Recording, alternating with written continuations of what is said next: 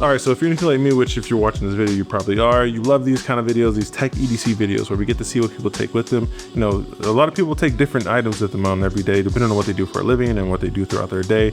And me, myself, I'm a creative director for a video production company. I make tons of tech videos and short form content, and I edit video day in and day out, and I film video day in and day out. I'm taking photos and video. That's my day job. And of course, here on YouTube, I make the same videos, but for myself, more so personalized for me.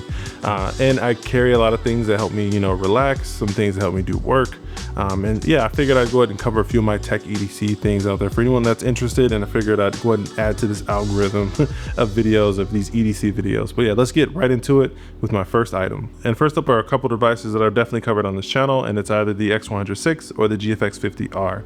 Now, I carry one of these cameras with me every single day, no matter what I'm doing. I can leave to go take the trash out. I could go check the mail. I could run to the market. I'm gonna have a camera on me, and it's one of these two. It's either the Fujifilm X100VI or the GFX50R. Both for different reasons. They both have their strengths, they both have their weaknesses, but I carry one of these cameras with me all the time. There's never a moment, you know, that's gonna be uncaptured around me. Whether I'm taking photos of my kids, if I'm on a photo walk, taking, you know, street photography, if I'm taking photos for work, thumbnails, assets, different photos for whatever it is. Even video on the X100VI is pretty handy too for those cool memories and moments if we're on a trip. But yeah, I carry a camera with me all the time. It's gonna be one of these every single time. Next up, we have an item that I actually just did a video about, the Meta Ray-Bans. Now, the cliff notes to that video is that these Meta Ray-Bans are super dope for someone like me that creates content on, you know, several different platforms.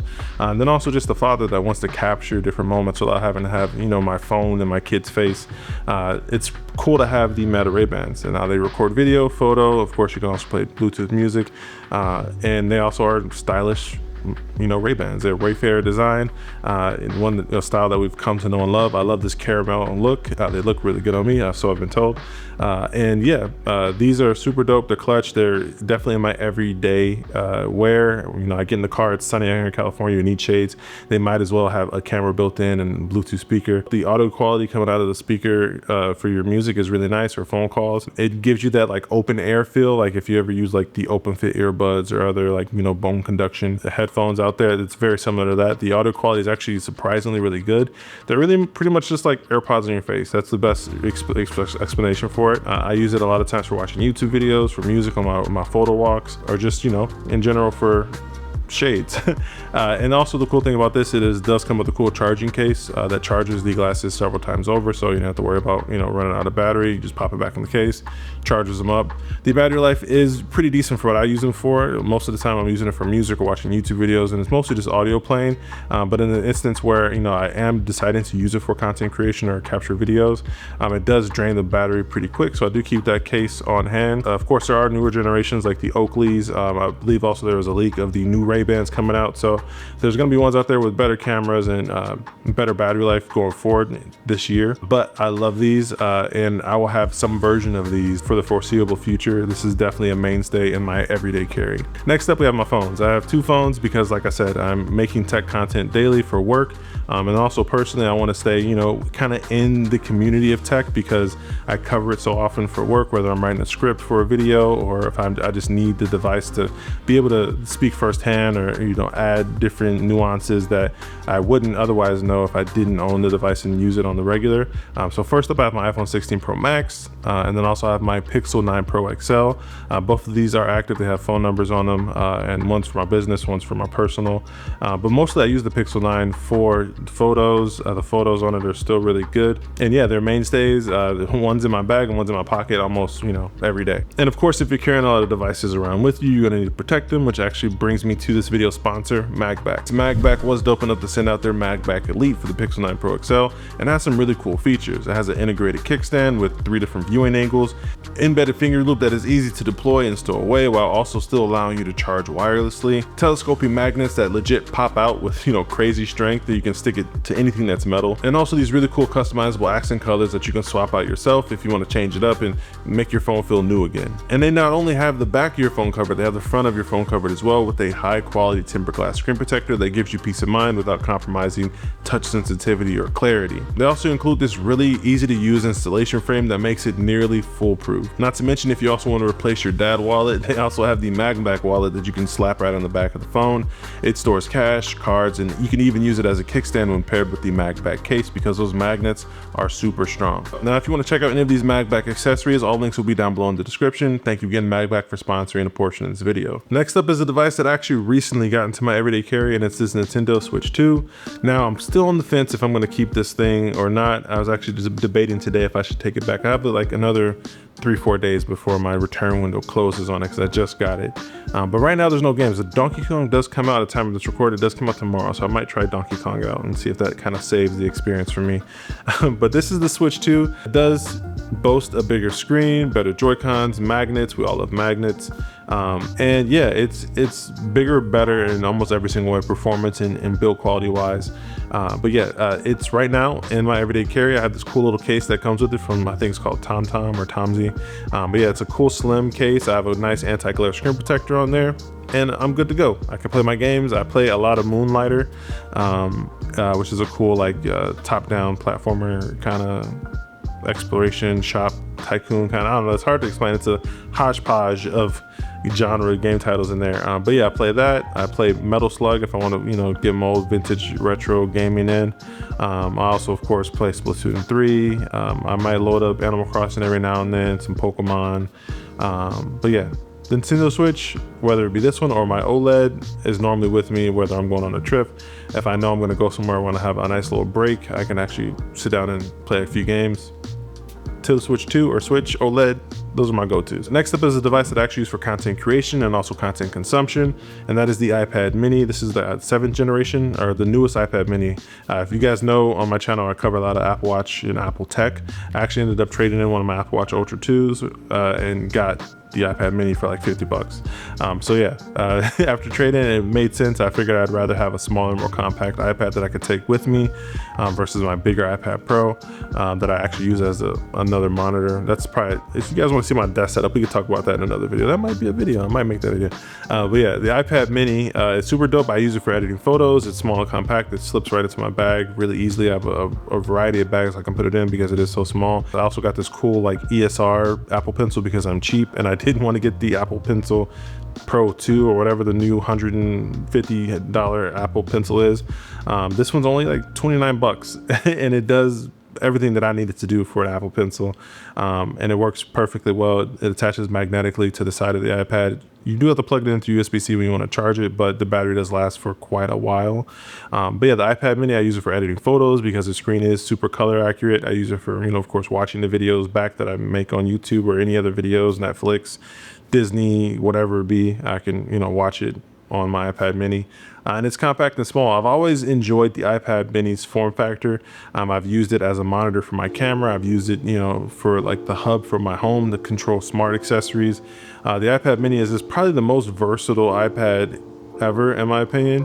And I've loved the iPad mini since it had the other aspect ratio, the older model. But yeah, the iPad mini goes with me everywhere. It's dope. Now, if you watch any of the videos in the past on the channel, you see that cool like POV perspective where it's like that first person view, and like, say for instance on my camera reviews, like it'll be like, you know, zoomed in really close on the camera lens and I'm like walking around with it. Well, all of those videos are captured with my iPhone 16 Pro Max and this other accessory that goes right along with it. They have this cool like case system that you get the case for the phone, and you have this like cool like mag lock accessories that you slide on and off of it. I have the VND, which normally just sticks on my phone all the time. This case never leaves my phone, and it has the VND on there so that way I can use it for those shots. I just switch it to ProRes Apple Log. I attach it to this Frankenstein magic arm rig and I use it for those cool like first person kind of shots where it gives you that cool perspective. The iPhone is really like kind of my go-to like discrete camera for when I need to get professional grade, you know, Apple Log ProRes video. But the filters really take it to that next level and make it professional, in my opinion. You need VND to get the right motion blur and the right shutter speed, so that way you can have professional video. But that's how I get those looks with the iPhone, and these Polar Pro filters are a game changer for me because they lock in place, they're super secure, they have hard stops on the VND. I just love these filters. And also they just sent me these other creative filters, like there's like a tilt shift one, there's like different like refracting and like prism styles, which are cool for creative looks that honestly I've never used them in the professional setting, but they're cool for like, you know, cool fun photos. I can see it really being really useful for like concerts. If you get like, you know, in the pit or like, you know, front row in general admission, or even like you have a good zoom on your camera and you get like cool shots with all the lights and everything, I can see these being super dope for concert photography. But yeah, it gives you a cool perspective and cool, like, you know, something different for your iPhone to spice up your images a bit. But I use the VND religiously. When it comes to video on the iPhone, I need a VND, and this is my filter of choice. It's from Polar Pro. Check it out. I'll leave links down below in the description. Super dope. Next up is probably like the most like underrated purchase for me. Like, I didn't expect that I would love this as much as I do, and it's actually my Osmo Pocket 3. Now this has been in a little bit of controversy since all the tariff debacle and what's going on with DJI as well, with like, you know, the drones not being sold in America and stock availability and all that stuff. I got this last year when it was at regular retail price before tariffs and everything. I don't know if I can wholeheartedly recommend it now, being that, you know, they're selling for like $850, $900, which is a lot. This is a capable camera, but that's a lot. But yeah, whenever I need like those like gimbal shots, that smooth shots, I have some filters that attach to this as well, like NDs and mist and wide angle filters that come in the Pro combo that I got.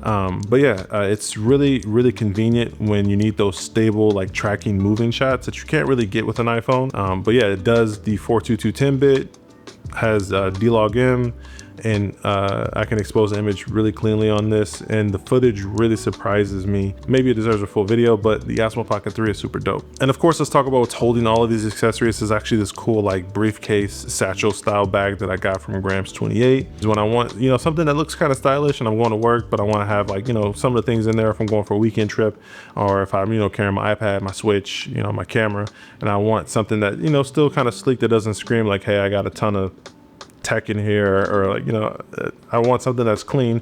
The Grams 28 bag is it. It's super premium. The leather smell is amazing. I'm sure this is going to patina it very nicely over time, something that I could probably even pass down. But this is the bag of choice for this video, and I have tons of bags. Like I said, if I ever do any other EDC videos, I'll probably have a variety of bags to show you guys, but this is a cool one that I definitely recommend. It is super pricey, but it's definitely worth it in terms of quality. Two other accessories that normally stay in my pockets are these guys here. This is the Ridge wallet. This is like their cyber edition. It's like silver. I got this a while back from work. I have an Apple AirTag on here as well for finding it and tracking it down.